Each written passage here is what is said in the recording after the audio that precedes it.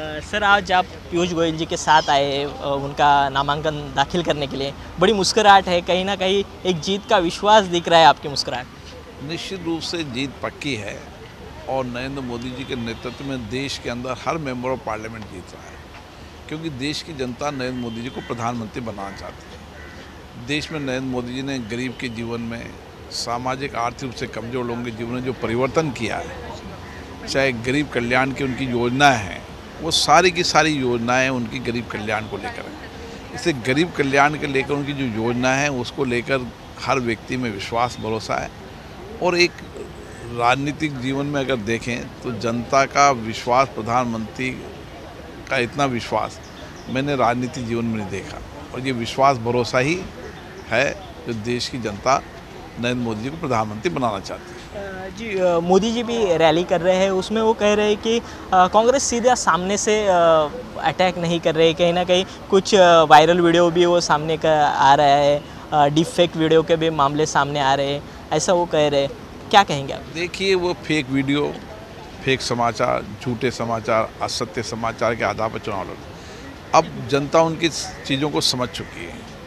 हर चीज़ को गलत तरीके से तथ्य पेश करना, धार्मिक प्रचार करना, गलत तरीके से फेक वीडियो चलाना, फेक समाचार करना, अब ये चलने वाला नहीं। देश समझता है कि आपके पास प्रधानमंत्री उम्मीदवार कौन है, आपके देश चलाने की नीति नीयत क्या है, आपकी पॉलिसीज क्या है, आप क्या एजेंडा देना चाहते हैं। 10 साल उनकी कांग्रेस की सरकार रही, 10 साल मोदी जी की सरकार रही। गरीब के नारा देने वाले, गरीब कल्याण की सबसे बड़ी योजनाएं लागू की तो मोदी जी ने लागू की।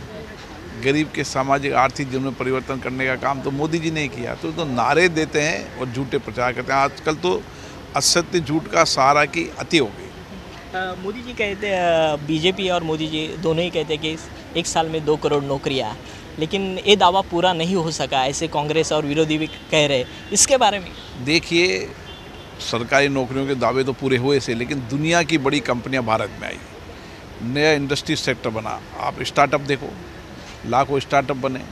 आखिर जब इंडस्ट्री सेक्टर की ग्रोथ हुई है, आप देखो हर राज्यों के अंदर नई इंडस्ट्रीज आई।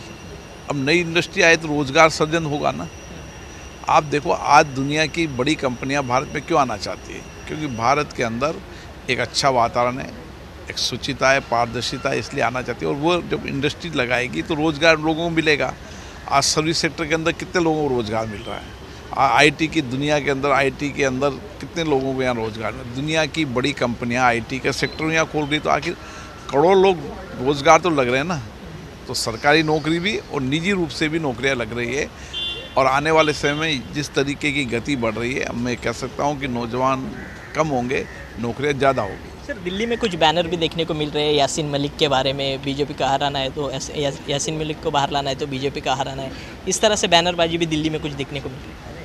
अब ये तो एक वर्ग को संतुष्ट करने के लिए कुछ भी कर सकते हैं। इनका नारा ही एक है कि किसी न किसी तरीके से एक वर्ग को संतुष्ट करना, और एक वर्ग के आधार पर वोट बैंक पैक करके। आप देखो 370 का क्यों विरोध किया, क्या तर्क था 370 का विरोध करने का? राम मंदिर का, सीए का, 3 तलाक का, क्यों, क्या कारण इनका विरोध करने का? तर्क से बताएं ना, क्या कारण है? क्या देश में 370 नहीं हटना चाहिए? क्या देश में एक विधान एक प्रधान नहीं होना चाहिए? राम मंदिर नहीं बनना चाहिए? सीए लागू नहीं होना चाहिए?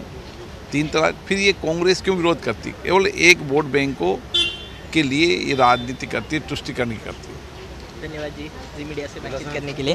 कैमरा पर्सन नीलेश विशाल सोने, जी 24 तास, मुंबई।